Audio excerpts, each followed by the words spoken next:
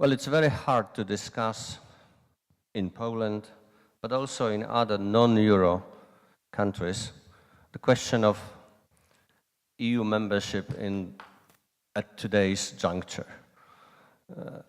When you open television, when you read the press, what you are confronted with is a constant flow of bad news. In such a situation, asking the people, as Bloomberg did, whether they are in favor of introducing euro in their own country is almost unfair. It's obvious that when you see the social revolt on the streets of Athens and, similar upheavals in Madrid, I mean, how can you be for euro? And that is why we shouldn't overestimate the significance of opinion polls on this. When the situation improves, when the European economy gets out of crisis, stagnation, then the mood, both in Western Europe, in the Eurozone, and in our country improves, and then there will be probably a time to discuss with the people in a more reasonable way the question of embracement of the common European currency. Okay, but we are in 2013 and the debate about euro has recently heated up in Poland, and and of course this is an important issue for business, for those of you who deal with exporting and importing goods and services, and this is exactly what you do. So the euro adoption is an important issue. So we are doomed to discuss this now. There are three dimensions that we have to consider discussing the euro adoption in Poland. The first one is legal, the second is political, the third, probably most important, is economic. I don't know much about law, so I will deal with this only cursorily. Basically, just repeating what is widely known. To introduce euro, we have to change constitution. In 1997 was when the constitution was voted, and in the period before, when the constitution was being prepared in the parliament, people responsible for the authors of constitution thought that the stipulation in the constitution that zloty is the national currency of Poland, that this stipulation was indispensable to mitigate some of the attacks, some of the criticism of the constitution. Well, young people don't remember it, but in 1996, 97, it was not at all obvious that the constitution would be accepted.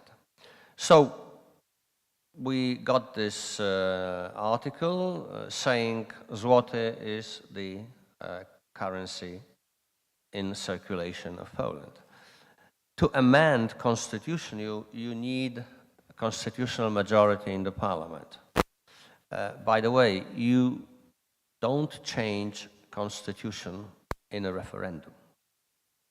Referendum is a political instrument to exert pressure on lawmakers, on the parliament.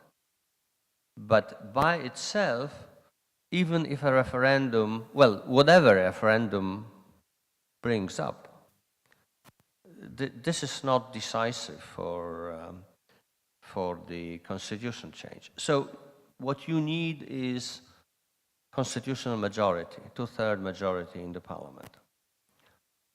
Whether this is feasible, whether this is possible in the foreseeable future, well, it's not for me to speculate. Certainly, it's not possible now. Well, the second dimension is the political dimension. And I remember in, well, 10 years ago, let's say, or right after the introduction, the Polish membership in the European Union, the economists were almost entirely Euro enthusiasts. They pushed for early adoption of the euro, pointing to major benefits coming from this fact. On the other hand, we had this political argument, which I sometimes called sovereignty argument, mostly exposed by right-wing parties, that, well, we shouldn't introduce euro because this would mean a loss of national sovereignty, which is right. I mean, introducing a common currency is, of course,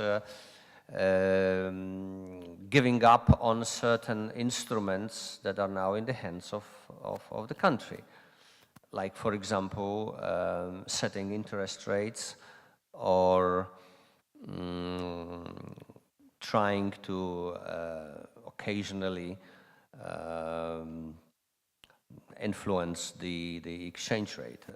Well, even if there are no efforts in this respect, zloty, the exchange rate of zloty is fluctuating, which is a nuisance for business, but it may be a very good stabilizer, a cushion against external shocks for the economy as a whole.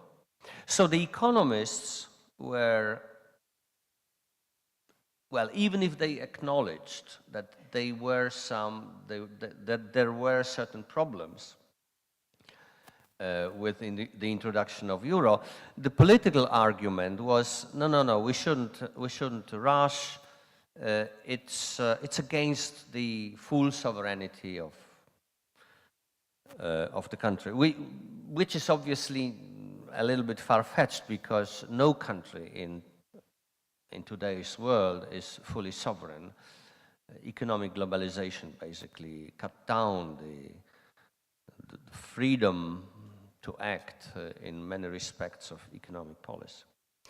Now, after the crisis in 2012-13, the symmetry of argumentation has been turned upside down. Now it's economists who very frequently warn against too early adoption of euro, whereas a new kind of political argument is being espoused, developed,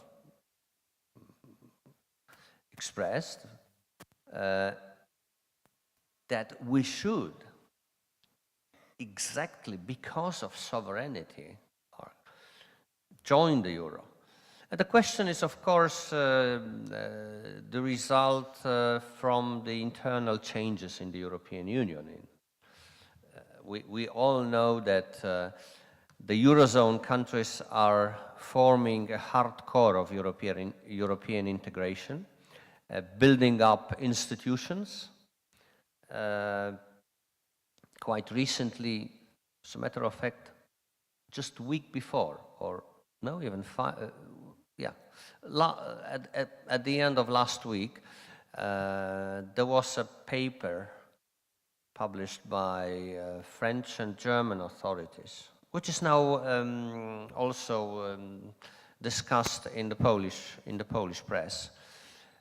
I don't remember. I have seen both Gazeta Wyborcza and Rzeczpospolita both yesterday and today, and in one of those there was a very good recount of that letter, and what it contains is something almost surprising, that because those two countries, which very recently differ on many issues, have proposed sort of a leap forward in strengthening the Eurozone.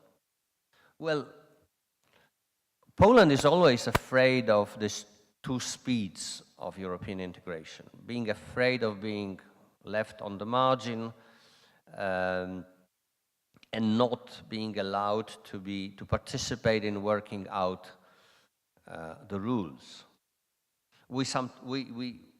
Our argument is, okay, we are not in the Eurozone, we are not going to join the Eurozone immediately, but this is our strategic goal, so we consider ourselves, and everybody should consider Poland as a future member of Euro. If this is so, then you should allow us to co-decide the rules. Well, for us to understand what is happening, for us to have the access to the Eurozone facilitated. Well, this is not exactly what the Eurozone countries want, because they say, okay, if you want to sit at the common table of the Eurozone, there is an entrance ticket now. You have to bear responsibility for our problems, the costs of bailouts. Well, some countries of our region have decided to go for this deal. Let me just remind Estonia of the last few years and Latvia just of the last few days, not mentioning Slovenia and Slovakia, which joined the euro, well, almost before the crisis, because the decision about euro in Slovakia was made before the crisis. So the argument, the political argument in Poland is, hey, we shouldn't procrastinate. We should join the euro because this is in the political interest. It's the question of sovereignty. Remember before, well, 10 years ago, especially the right wing or the right-wingers would alarm, let's not go for deeper integration because it would curtail our sovereignty. Now, the pro-Europeans are alarming that being outside would exactly cut down on our sovereignty. Well, there is not much to be added. I'm an economist and I'm going to concentrate on the last part of the argument, not obviously trying to elaborate on every aspect of this, but I mean, dealing with that political argument, I would not totally ignore this. Poland is and never will be a united kingdom. I mean, with at least an illusion of splendid isolation from the continent. I mean, if you don't believe me, just look at the map of Europe. Now, this is just my response to some lunatics who were against our membership in the euro, in the European integration, in the European Union in the early 2000s. And instead, they were dreaming about the sort of strong and close alliance with the United States. Okay, my response would consult the map, please. Okay, let's turn to the third part of the argument, which is economic. And I will skip this usual part of pro-euro argumentation that was developed in the pre-crisis time. Transaction costs down, exchange rate stability, trade creation, fine. We know now that this was probably exaggerated, but still, it's not to be ignored totally. One argument that was probably treated as main as the main argument, say 10 years ago, 8 years ago, was about the lower cost of capital. Within the Eurozone, interest rates were, and still are, much lower than in Poland or outside of the Eurozone. So the access to inexpensive capital would be easier, so the country would start growing faster. Well, and exactly, this is what happened with countries like Spain, Portugal, Greece, Ireland. And this is exactly what happened with the Baltic states, even before they joined the Eurozone. But what they did, they fixed their national currencies to the euro in a very strong way by currency board arrangements or by almost a currency board arrangement in Latvia. So, for all intents and purposes, the Baltic states had euro, basically. They already resigned. They already gave up on exchange rate flexibility. They didn't have their own monetary policy, in fact, which we did and do. Well, how do we see this main pro-euro argument now, after the crisis, or in the middle of the crisis, maybe? Well, first, that argument turned out into a trap. If you have too easy access to capital, if interest rates are too low for your country, there is a big danger for a credit bubble to develop. And credit bubbles, as all bubbles, burst. And it is exactly what happened in those catching up countries of the Eurozone or catching up countries in our region, like Baltic states or Bulgaria. After a period of exuberant but totally unsustainable growth, those countries went through a crash landing. Estonia grew by 9–8% for a number of years, and then it lost something like 25% of the GDP. So don't trust anyone who tells you that Estonia is a role model for Poland, because the person does not know what he's talking or she is talking about. This is by no means, macroeconomically speaking, an example to follow. They may be extremely good in other respects, like, for example, education, but not macroeconomic policy. Macroeconomic policy of those countries were lousy. Ours was very good and remains pretty good. Let me just continue this. So now we know that if the access to capital is too easy, this may turn into a trap. What is the mechanics of the trap? Well, it is the following.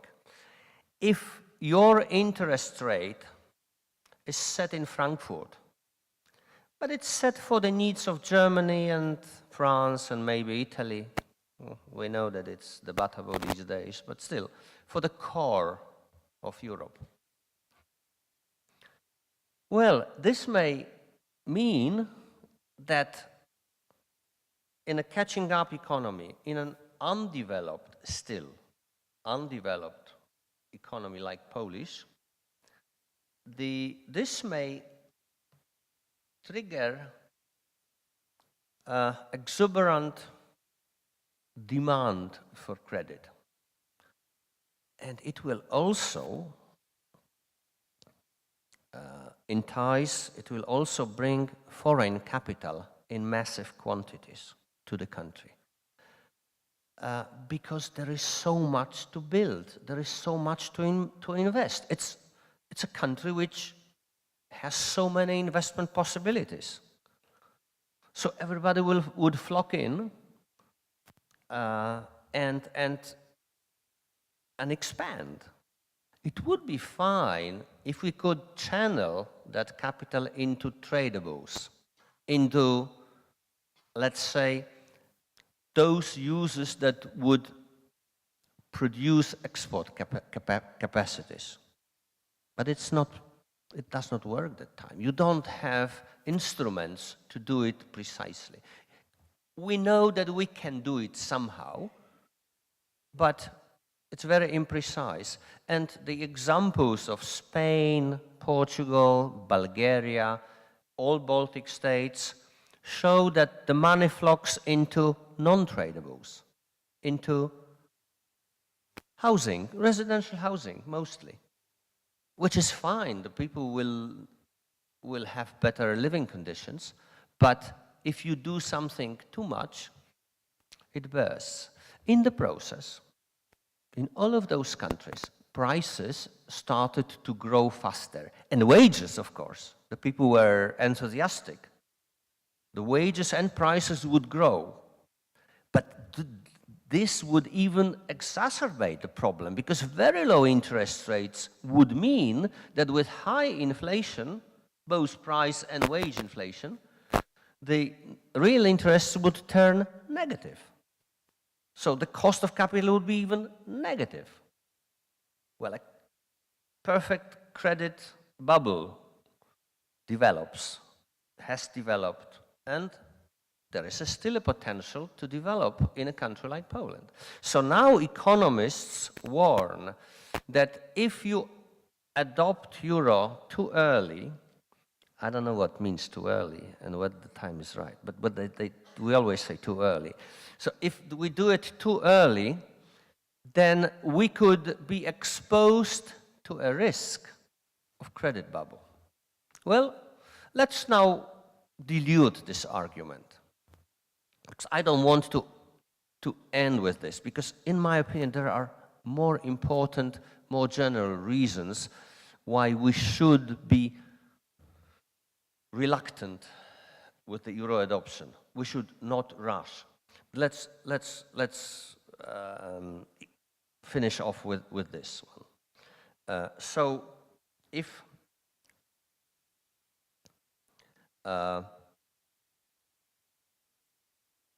okay, let's look at Slovakia. It embraced euro in 2009, in the middle of the crisis. Is there anything wrong happening there? Is there a credit bubble there? No. Is Slovakia losing its international competitiveness? We don't see it yet, at least. So is all that argument that the economists are using crap? Well, it might be exaggerated. Number one, it's very good to adopt euro in time of crisis rather than in time of exuberant growth. Because the capital inflow will never be as generous, as big in time of crisis. So the danger is naturally lower. And this is exactly what happened in Slovakia. Second, the markets are much wiser now than before the crisis. Now the markets, which means the people, the investors, have much better knowledge, much better common sense, not instruments, nothing happening with, just common sense. They are now more sensible in distinguishing Germany, Finland from Greece. Before the crisis, Greece could borrow at the international markets at the cost which was only marginally higher than Germany. Stupid. Yeah. Why? I mean, who tells you that the people on the market, that you are not stupid sometimes? Sorry. herd behavior is what we have learned about so-called rationality. Are we free of herd behavior ourselves? Or groupthink? Not at all. Well, but the markets have suffered, the people on the market have suffered in the crisis, and now they know that they have to apply different ways of thinking. And now they know that there is a difference between Poland and Germany. So even if we, not that much of a difference, but if we introduced euro on Monday, the interest rates for Poland would obviously drop, but not to the level of the bunds.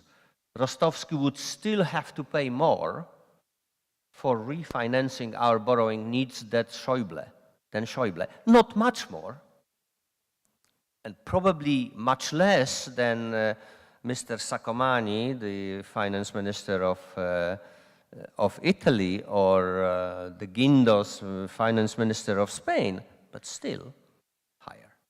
So the markets would now help us to avert the danger of credit bubble, or at least mitigate this.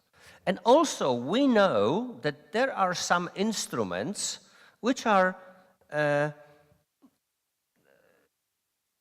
allowed to be used in the common market, in the European economic area, which is so-called macroprudential instruments. Macroprudential policy are the instruments that are applied not to individual banks, but to all banks that can discourage capital inflow. Well, what did we do in Poland? We have basically killed, to the chagrin of many of you, killed the foreign exchange mortgage loans. But then the National Bank of Poland reduced the interest rate so much that now it is almost indifferent whether you take the mortgage loan in zloty or in euro. But 5, 6, 7 years ago, the difference was huge. And of course, we knew from the very beginning that this was very, very dangerous for the stability of the banks, for the stability of the households, but for the stability of the whole financial system. We couldn't forbid it. Well, these are the rules of the European Union. But we could and we did impose certain new regulations on the banks which rendered those foreign exchange loans unattractive for the banks. This, well, you can increase the loan, or decrease the relation of loan to value. So if you take the mortgage loan, you have to have your own 20-30% of, your own share, for example. So it eliminates part of the credit of the debtors immediately, and of course it reduces the danger of the credit bubble develop. So we know now that the markets would help us in mitigating the dangers. We know that we have certain instruments at our disposal, and we know that in time of bad business activity, slump, what we have in Europe, this credit bubble are not so easy to develop. Okay, does it mean that I underestimate the dangers of introducing euro immediately in Poland? No, I don't discount this, but I protest against overestimation of this, against exaggerating. I think that Poland would do pretty well. We have a strong economy, even if we lament about about the problems every day, but compared with everybody around, we would survive in the euro. at least. Okay, but why then? I'm skeptical about the joining the Eurozone immediately. There are two reasons, and this is the last part of my talk, and then I will leave you with your own thoughts about the Euro. These two things concern not Poland, but concern the Eurozone. The Eurozone is under repair, so to say. And we cannot be sure whether this repair will be successful and what kind of Eurozone will emerge from this let's say, refurbishment. Well, two things. I will just say two things. We know that the pace of change within the European Union, within the Eurozone, is completely unsatisfactory for the financial markets. They always complain, oh, it's done too late and we don't know what. Come on, politicians will always be too late because financial markets work online and politicians have to discuss, compromise on interests. Now, this is what politics is about. So it will take at best weeks and months, and normally it takes decades. So the pace of change within the European Union is sort of lightening. However,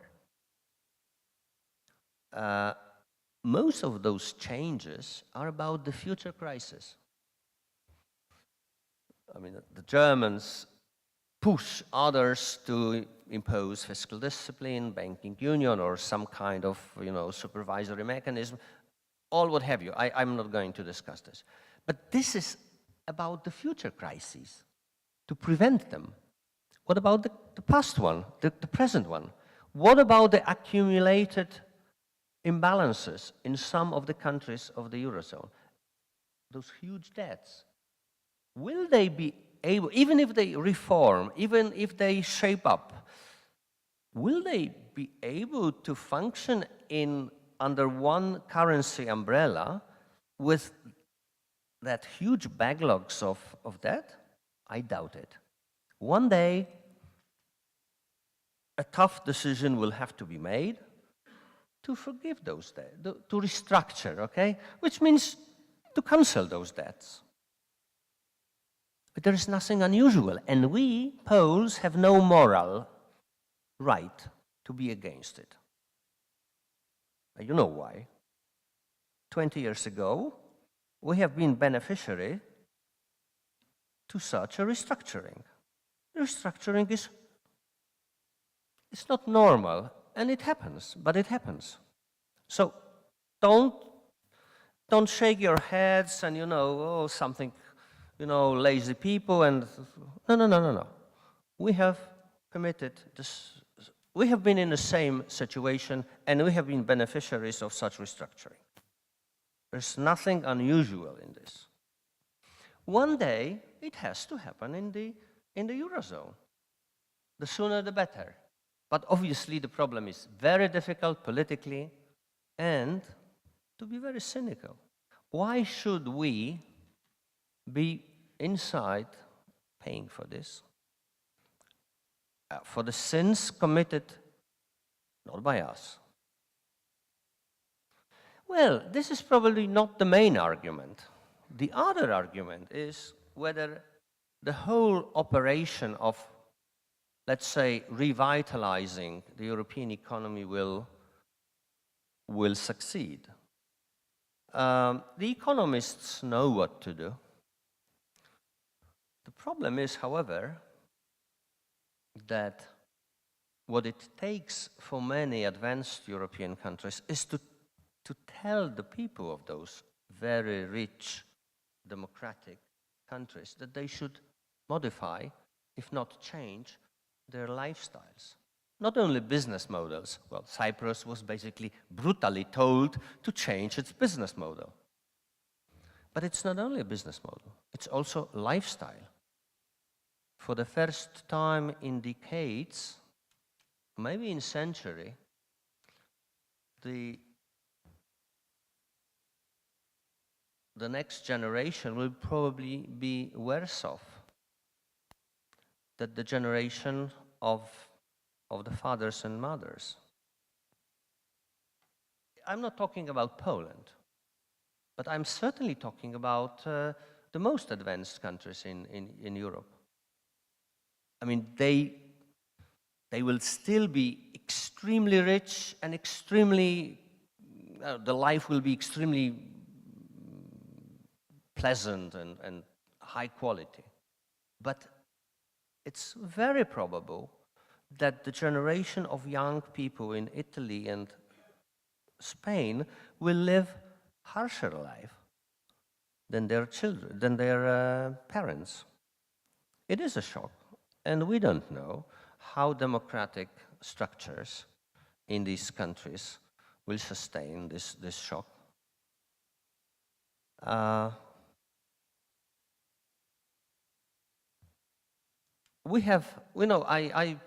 spoke recently to some foreign press about the IMF, and I sort of expressed an opinion that IMF does not know how to deal with most advanced countries. I added that nobody knows, and the IMF is learning fastest. Okay, this was ignored by the press. Only the headline was, Belka kritisiert IMF. Okay, it was German press.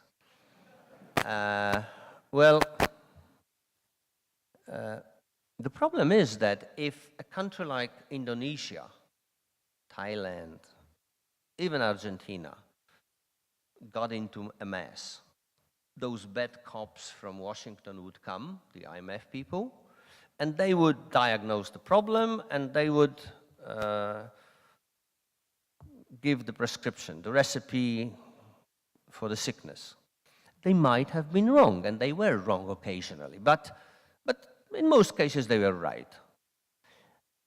What was characteristic and what made IMF so unpopular is that in those recipes, they never took account of, let's say, inequalities, social problems, what the people thought.